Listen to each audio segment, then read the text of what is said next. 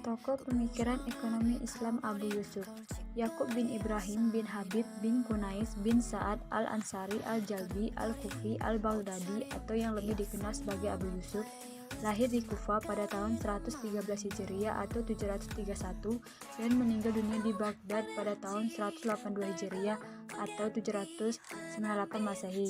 Dari nasab ibunya, ia masih mempunyai hubungan darah dengan salah seorang sahabat Rasulullah Shallallahu Alaihi Wasallam, Sa'ad al-Ansari. Keluarganya sendiri bukan berasal dari lingkungan berada, namun demikian sejak kecil ia mempunyai minat yang sangat kuat terhadap ilmu pengetahuan.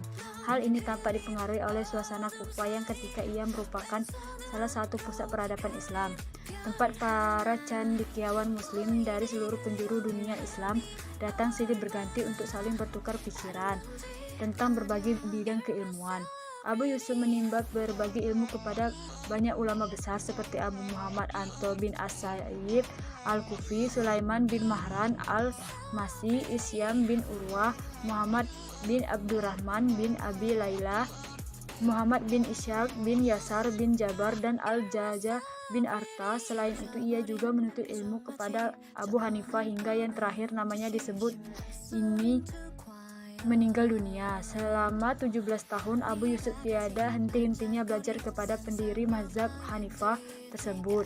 Ia pun terkenal sebagai salah satu murid terkemuka Abu Hanifah sepeninggalan gurunya.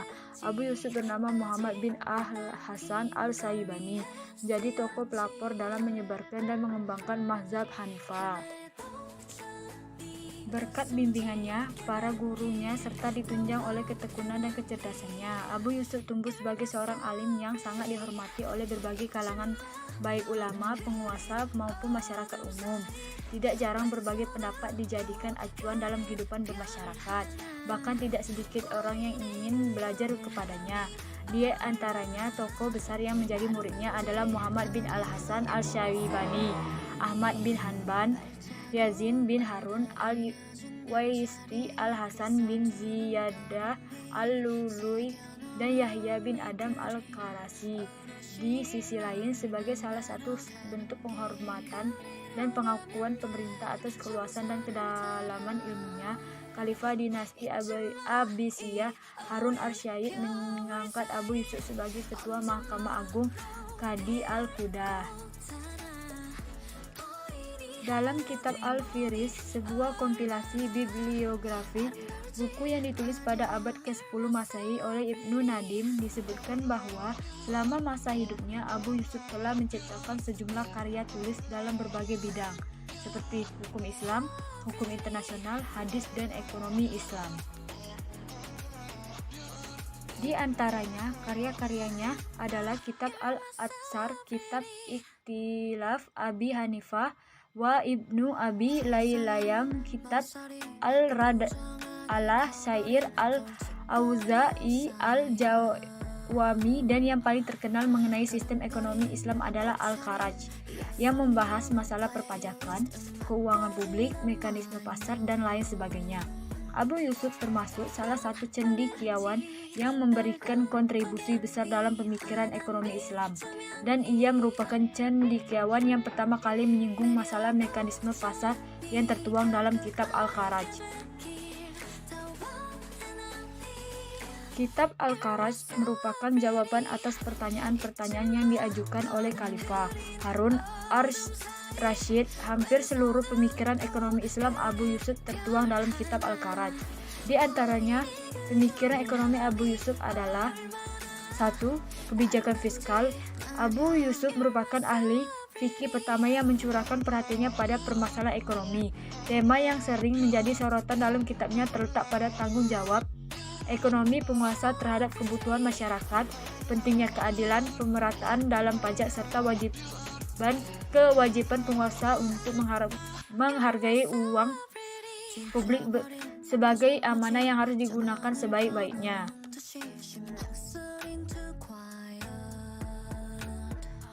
Abu Yusuf menganalisa permasalahan-permasalahan fiskal dan menganjurkan beberapa kebijakan bagi pertumbuhan ekonomi dan peningkatan kesejahteraan masyarakat. Ia pun selalu menggunakan ayat-ayat Al-Quran dan Sunnah Nabi Shallallahu Alaihi Wasallam yang sangat relevan untuk mendukung kebijakan-kebijakan yang dikemukakan dalam kitab tersebut. Kontribusi yang lain yaitu dengan menunjukkan keunggulan sistem pajak secara profesional.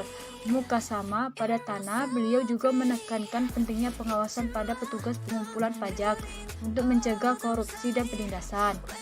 Yang kedua, keuangan publik. Abu Yusuf juga mengungkapkan bahwa uang negara bukan milik khalifah, tetapi amanah Allah Subhanahu wa taala dan rakyatnya yang harus dijaga dengan penuh tanggung jawab. Kitab Al-Karas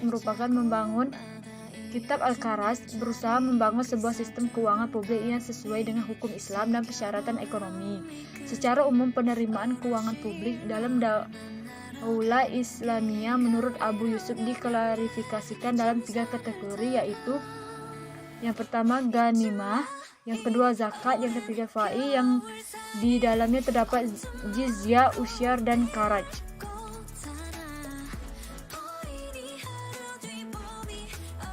Ketiga, ghanimah. Ghanimah adalah segala sesuatu yang dikuasai oleh kaum muslim dari harta orang kafir melalui peperangan. Harta tersebut biasanya berupa uang, senjata, barang-barang dagangan, bahkan pangan dan lainnya.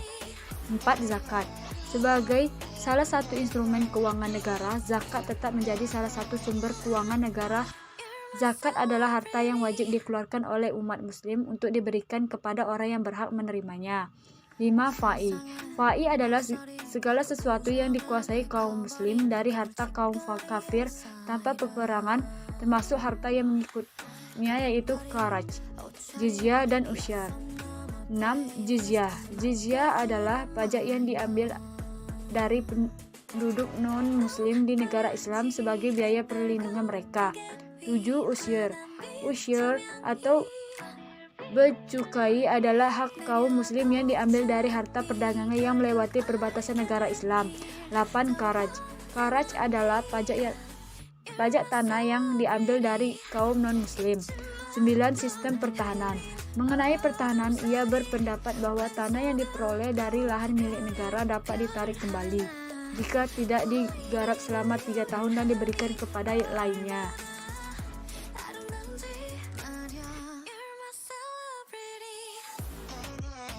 10. Mekanisme pasar. Abu Yusuf merupakan ulama pertama yang menuangkan gagasan mekanisme pasar dan sistem keuangan Islam. Menurut Abu Yusuf, sistem ekonomi Islam pada dasarnya mengikuti prinsip mekanisme pasar dengan memberikan kebebasan yang optimal bagi para pelaku di dalamnya, yakni produsen dan konsumen. Abu Yusuf tidak sependapat dengan pemahaman yang menjelaskan bahwa bila barang yang tersedia sedikit, maka harga barang akan jadi mahal, dan bila barang yang tersedia banyak, maka harga barang akan menjadi murah. Karena itu ia menentang penguasa yang menetapkan harga. Sebagaimana hadis Rasulullah SAW, tinggi dan rendahnya barang merupakan bagian dari keterkaitan dengan keberadaan Allah dan tidak bisa mencampuri terlalu jauh bagian dari ketetapan tersebut.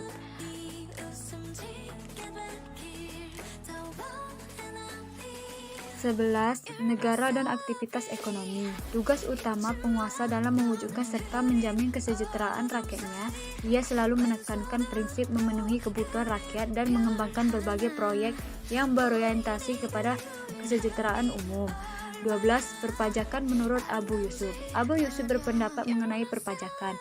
Ia berpendapat bahwa pajak hanya ditetapkan pada harga yang melebihi kebutuhan rakyat dan ditetapkan berdasarkan kerelaan mereka. Abu Yusuf menyetujui negara mengambil bagian dari hasil pertanian dari para penggarap daripada menarik sewa dari lahan pertanian. Dalam pandangannya, cara ini lebih adil, tampaknya akan memberikan hasil produksi yang lebih besar dengan memberikan kemudahan dan memperluas tanah garapan. Dalam hal pajak, ia telah meletakkan prinsip-prinsip yang jelas yang beradab-adab, kemudian dikenal oleh para ahli ekonomi sebagai Canon of Taxation.